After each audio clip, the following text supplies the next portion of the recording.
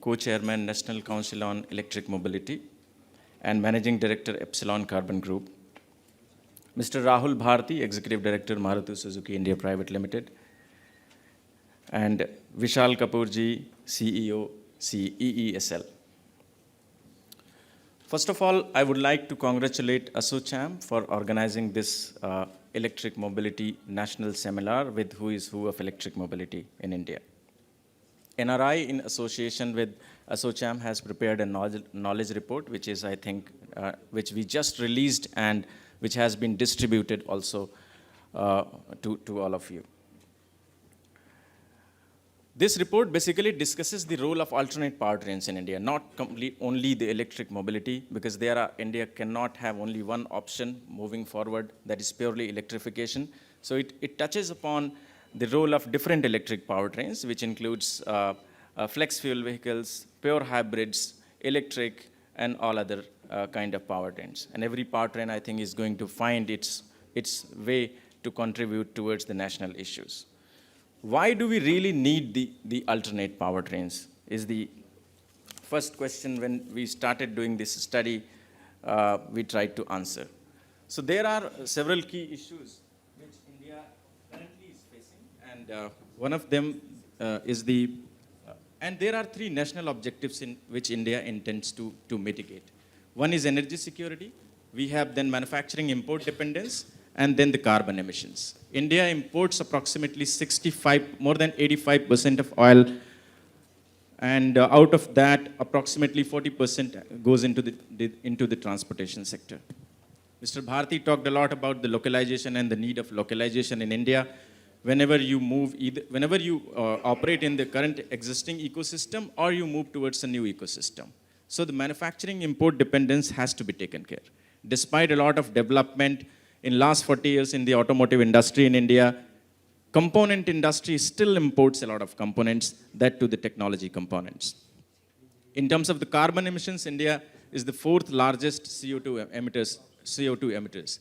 And due to the carbon neutrality goals and the commitment by 2070, we have to think about it. So whenever any policy formulation happens, has to target to take care of energy security, manufacturing import dependence, and the carbon emissions. Now I will switch mostly around electrification, and I'll talk about the policy roadmaps which we have around electric vehicles in India. So India, the policies are it's a basically well-thought three-pillar strategy with 4 key initiatives in India. Starting with the FAME, faster adoption of manufacturing of electric mobility in India, which targets to create the market creation and the charging infrastructure. And also it involves some level of localization surety, so that India at least having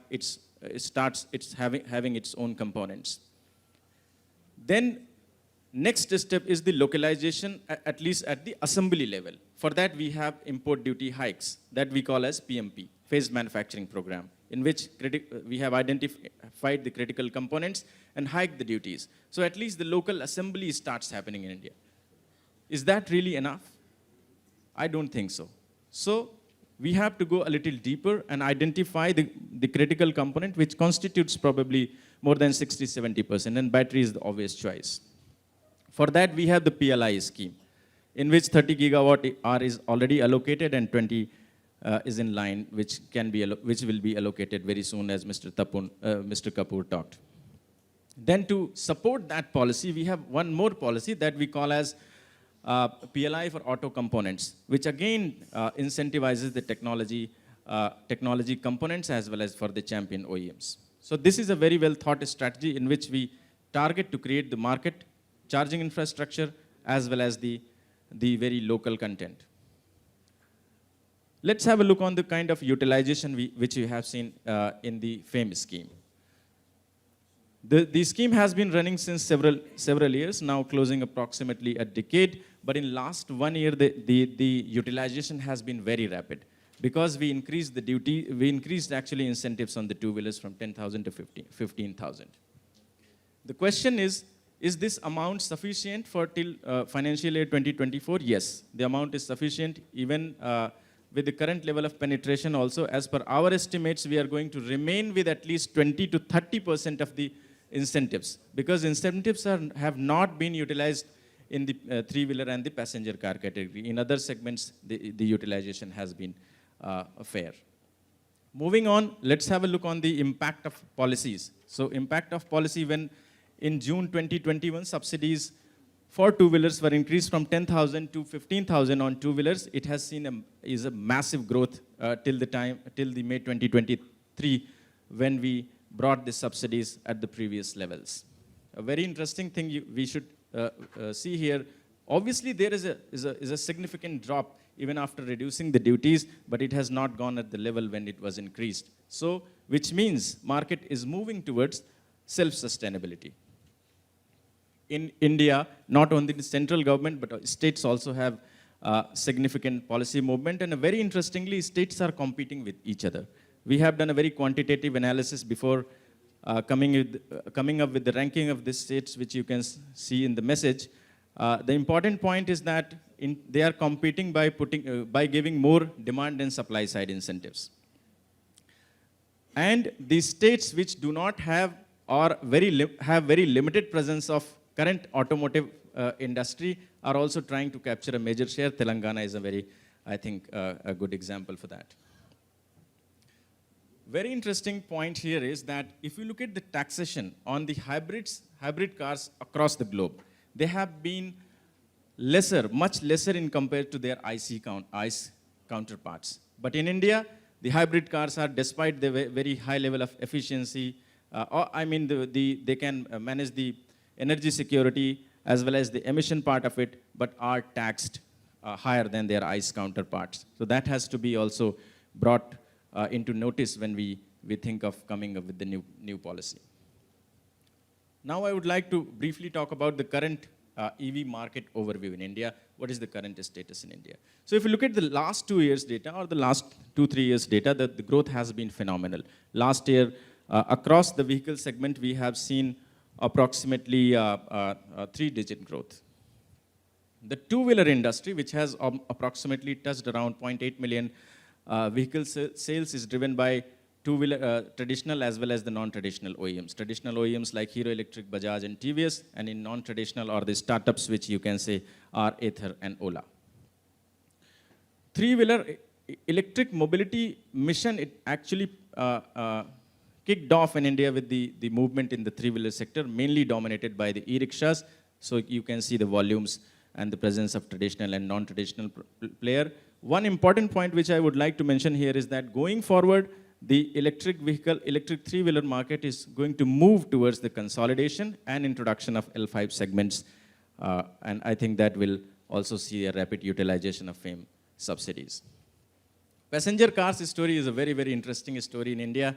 First point is that despite allocations in the FAME scheme, we have not seen much utilization, because the cars are mostly being sold into the B2C segment, unlike the expectation of rapid implementation in the taxi segment or B2B segment. This growth story, which has been approximately 50,000 units in the last year, is not only driven by the domestic OEMs like Tata and Mahindra, but also introduction of international OEMs like MG, Hyundai, and others. And Mr. Bharti talked about Maruti. I think everybody is waiting Maruti to come up so that a large part of the ecosystem is taken care because of the kind of possible volumes which they can tap. With localization. With localization. Until or unless it is not with the localization, probably it doesn't make any sense, because if we are not localizing it, we're not solving the energy security, we're not solving the manufacturing import dependence. These are the national objectives for which we are moving towards alternate powertrains, so that is definitely very, very important. In buses, this is driven by traditional companies like JBM and Tata Motors, and obviously some good players such as Olectra, Switch Mobility, and PMI. One very interesting point which we find in our study is that in buses category, those companies, those manufacturers who are making a very high, who are actually sourcing or manufacturing high quality battery, mostly in the NMC chemistry segment, have not seen any kind of battery fires or any kind of issues. So rather than only focusing on cost down, focus on quality is also very, very important. Is this story all rosy? I don't think so. So we have a lot of issues in the ecosystem, right? Starting from the raw materials sourcing supply chain. So in the raw materials, lithium and cobalt we don't have. Obviously, there are recoveries in Jammu and Kashmir, and some part of the some part of the Rajasthan. But I think it is going to take a lot of time before it starts feeding into the manufacturing. Component manufacturing in India is in a very nascent stage, especially if I talk about batteries. Mostly pack manufacturing is happening. PLI scheme and entry of traditional and non-traditional battery manufacturers gives a little bit of force. Financing is a problem which Mr. Tarun also talked about. Either finances are not available or they are available on very high cost, high interest rates. Charging infrastructure develop has been growing, but if you compare the vehicle to charger ratio, still India has been lacking a lot in comparison to US, Europe, and Chinese market. Skill development is also a big issue. In terms of reuse, you cannot find any reuse applications in India. Recycling is also developing. There are some companies which have very good facilities coming up, but there are issues across the ecosystem. I think the most important part of the EV ecosystem in India is EV supply chain. So let's have a look. I think in this slide, most of us are very interested to know the real level of localization, what's happening in India. If we talk about more than 25 kilowatt hour vehicle category, localization levels for all critical components are very, very low, including batteries. So batteries are only pack manufacturing is happening. Mostly 10 to 20% is only localized. Currently, if you look at the different vehicle categories, starting from two-wheelers to three-wheelers to four-wheelers and buses segment, the LFP and NMC chemistry is mostly applicable. Starting two-wheeler is dominated by NMC chemistry, and passenger cars are mostly on LFP chemistry and buses also. Moving forward by 2030 or 2035, the outlook is going to change, and you will see the introduction of semi-solid state batteries, solid state batteries, sodium ion, and others. So if we see the current status of battery manufacturing in India, India doesn't find its place currently on the world map of battery manufacturing, but we have very aggressive plans. 30 gigawatt are already allocated under PLI scheme, in which Ola, Reliance, and Rajesh Exports have been allocated. The more interesting point is that traditional battery manufacturers like Exide and Amara Raja have also announced, and they are coming up with their battery manufacturing plant. Non-traditional companies, I'm talking about battery manufacturing, JBM Group and joint venture of Maruti Suzuki, which is with the Toyota and Denso also have, is operational, what I learned from Mr. Bharti now. Toshiba. Yeah, Toshiba and Denso with the joint venture. I think that can cater even not only the pure electrics, but also hybrid, if my understanding is correct. So the PLI scheme has a very unique clause which talks about 60% value add. 60% value add, not the localization. But that value addition is only possible when you localize a large part of subcomponents, which includes anode, cathode, electrolyte, and separator.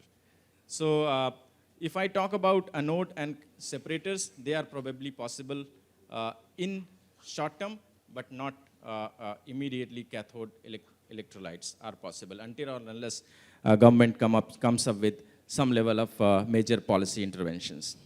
Yes, I think at the government level, there are initiatives for G2G collaborations, private investments, utilizing the discoveries which we have in the Jammu and Kashmir and Rajasthan. So that is how, in three ways, we are trying to cater to that also. In a little bit of touching upon other components such as motors and inverters, they are also not that localized in India. If I take the example of traction motors, magnet, copper coil, lamination core, shafts basically has the major cost contributions. Magnets are completely coming through import route. So the possibility of localization also challenging. I think we need a player which invests in the massive capacity, and when capacity building happens, then the localization possibility will be there. In charging infrastructure and swapping, as I mentioned, similar to the FAME policy, we have other policies also focusing on no license requirement, special electricity tariffs, increasing setting up charging infrastructure, town planning, GST reductions are some of the key features by both central government and the state government. So as a result, we have more than 7,000 charging stations, mostly into Delhi NCR. 23% of it is there in the Delhi NCR, and remaining you can find in the southern part of India. And most of the charging stations are there with the Bharat 001 and Type 2, and only 20% of the charging stations have the fast chargers, CCS2 and CHAdeMO. And battery swapping, because of the two-wheeler and three-wheeler industry, massive possible growth in India finds a unique place. I think there are a lot of debates whether battery swapping is a possible technology or not, but we believe that it finds a very unique case in India. And currently, if you see, 10+ number of companies are already operating in this domain with more than $100 million investments.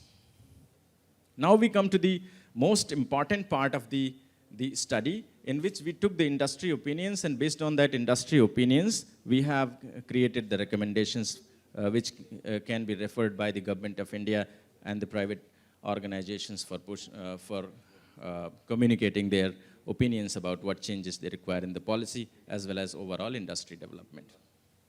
So this is the kind of study we conducted, in which the stakeholders consultations we have done with vehicle OEMs, battery manufacturers, associations, tier 1 companies, tier 2 companies, think tanks. So we have kind of collated their viewpoint, and here is the recommendation.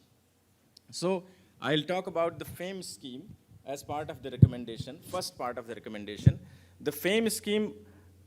There is a debate right now. We have very limited time, so the debate is whether to continue the FAME scheme or not.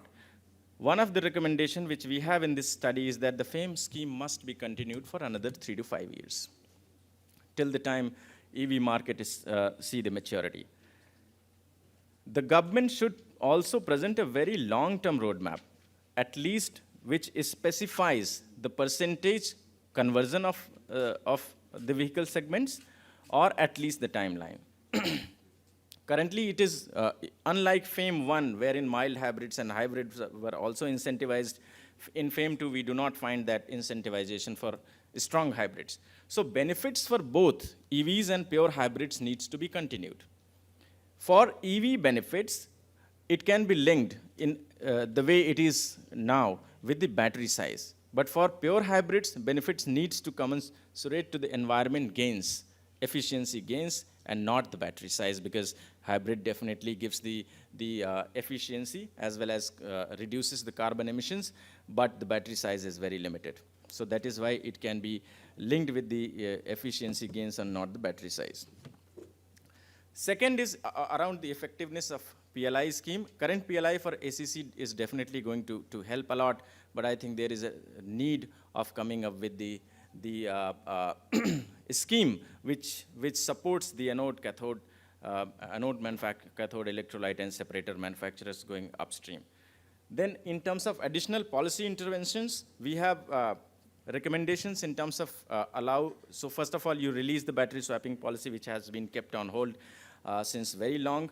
Allow GST benefits for swapping and charging infrastructure service providers. So because the GST rates are very much different in terms of 18% and 5%, you also allow GST rationalization for strong hybrids in line with the global norms, because it's different in India and different in the trend is different in the global market. We also promote the processing industry by coming up with a new policy scheme. There are again recommendations around charger supply chain and promoting the exports.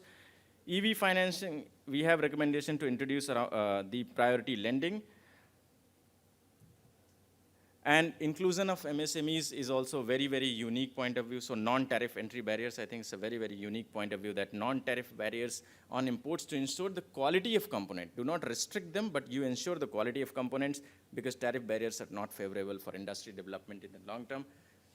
This is all what I was trying to communicate. Thank you very much for your patient hearing. I would like to thank my team, Atul, Aditya, Mridul, Twinkle, and Beauty, for their exceptional contribution in the report. We are open for any kind of feedback and incorporate in the report. Thank you very much. So, sir, since we are running out of time, maybe we can take it up during the networking tea break. We can take up the questions during the tea break. Thank you.